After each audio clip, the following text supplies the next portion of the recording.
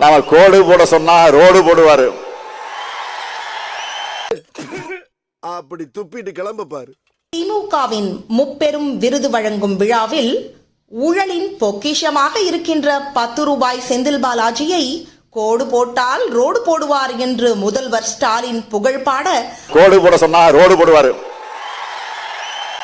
இப்படி சோறு திங்கிறக்கு எவ்வளவு மானம் கட்டு போய் தெரிய வேண்டியிருக்கு தெரியுமா? பேசுறாங்க பேச்சு. அதற்கு எதிர்க்கட்சி தலைவர் வீடியோ ஆதாரத்தோடு பதிலடி கொடுத்துள்ளார். அதே கரூர்ல முப்பெரும் விழா நடந்த பொதுக்கூட்டில் அவர் கலந்துக்கிறார். அங்க என்ன பேசுறாரு? திரு செந்தில் பாலாஜி அவர்கள் கோடு போட்டா ரோடு போடுறோங்கிறார். அதே செந்தில் பாலாஜி அதே கரூர்ல எப்படி பேசினார் என்பதை நாட்டு மக்கள் பத்திரிகையின் வாயிலாக, ஊடகத்தின் வாயிலாக தெரிந்து கொள்ள வேண்டும். அந்த செந்தில் பாலாஜி அமைச்சரவை 15 முறை ஏற்கனவே மாத்தி அமைச்சாங்க. அப்பெல்லாம் அவரை மாத்தல, சீனியர் அமைச்சர் எல்லாம் மாத்தினாங்க. ஆனா இந்த ஜூனியர் அமைச்சரை மாத்திரம் மாத்தல.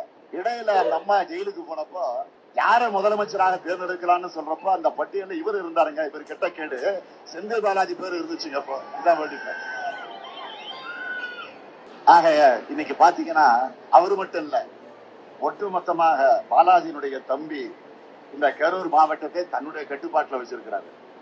கட்டுப்பாடுனா கொள்ளையடிக்கிறதுல, ஊழல் செய்யறதுல, லஞ்சம் வாங்குறதுல அந்த கட்டுப்பாட்டுல வச்சிருக்கிறார். ஆள் கடத்தல், நில அபகரிப்பு புகார்கள் எல்லாம் இன்னைக்கு நீதிமன்றத்தில் இருக்கு. அதே மாதிரி பேருந்துகளுக்காக ஒரு கருவி வாங்கினாங்க, டிக்கெட் கொடுக்கறதுக்கு ஒரு கருவி, ஜிஎஸ்பி கருவி.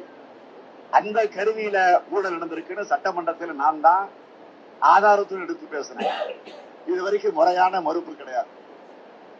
அது மட்டும் இல்ல, பொறியியல் படிச்சுக்கிட்டு இருந்த ஒரு இளைஞன் கோகுல் என்பவரை கடத்தி அவனை கொலை மிரட்டல் செஞ்சு அவனுடைய சொத்துக்களை எல்லாம் பறிமுதல் செஞ்சு அவன் அதற்கு பிறகு அந்த குடும்பத்தை சார்ந்தவர்கள் நீதிமன்றத்துக்கு போய் அந்த பிரச்சனை இப்ப நீதிமன்றத்தில் இருக்கு. இப்ப எங்க இருக்காருன்னு தெரியல.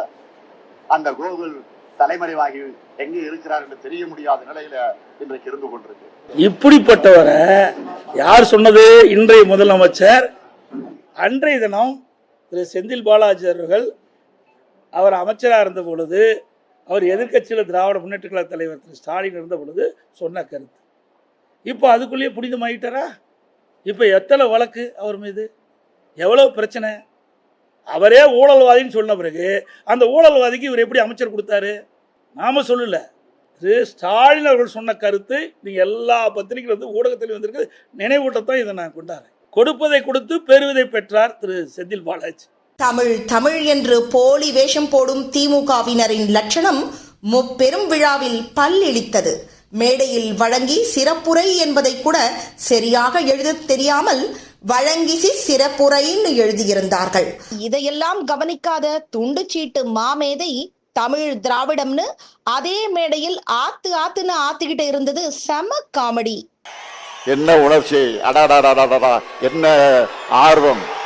தமிழ் தமிழ் என்று பொய் வேடமிட்டு மக்களை ஏமாற்றும் இவர்களை வீட்டிற்கு அனுப்ப தமிழர்கள் 2026 தேர்தலை எதிர்நோக்கி காத்திருக்கின்றனர்.